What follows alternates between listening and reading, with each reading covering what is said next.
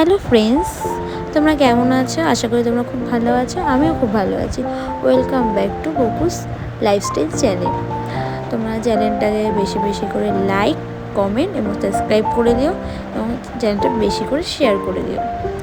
আমি আজকে নতুন একটা ডিশ বানাতে চলেছি। এই ডিশের পেছনে একটা কাহিনী আছে। সেটা হলো, আমি আগের দিন রাত্রিবেলা দুধ খাবো বলে দুধ জ্বালাচ্ছিলাম। জ্বালাতে গিয়ে দেখি দুধটা কেটে গেছে। তো আমি দুধটা যেহেতু কেটেই গেছে, এই জন্য আমি লেবু দিয়ে ওটাকে ছানা তৈরি করে ফ্রিজে রেখে দিয়েছিলাম। আর তারপরে আমি জিম থেকে এসে খুব খিদা পেয়েছে, তখন মনে পড়লো আমার তো ফ্রিজে ছানাটা রাখা আছে, ছানা বলো পনির বলো, তা ওটা দিয়ে আমি চলো কিছু একটা খাবার করে নিই।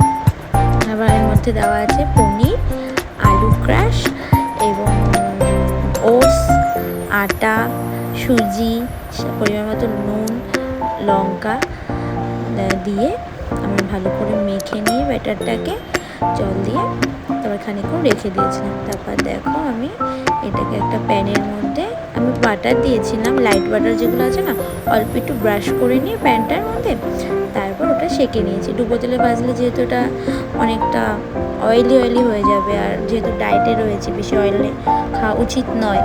এটা তোমরা যারা ডায়েট করো তাদের জন্য খুব ভালো একটা রেসিপি। সন্ধ্যাবেলায় কিছু আমাদের একটু স্ন্যাক্স টাইপের ভাজা টাইপের খেতে ইচ্ছা করে, কমও তেল আর হচ্ছে টেস্টি খাবার। তোমরা এটা নিশ্চয়ই ট্রাই করতে পারো।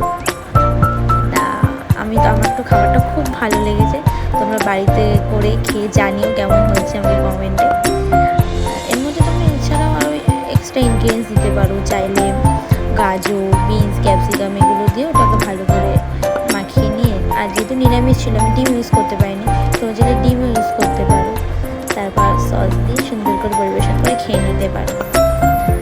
এটা হয়ে গেছে এক পাট, আমি আর এক পাট উল্টে নিয়ে করে নিচ্ছি। করে নেওয়ার পর চলো গরম প্লেটে সার্ভ করে ফেলেছি। তোমরা সস দিয়ে খেও, আমি সস নিতে পারিনি যেহেতু সসের মধ্যে রসুন থাকে। শ্রাবণ মাস চলছে। Thank you for watching my video.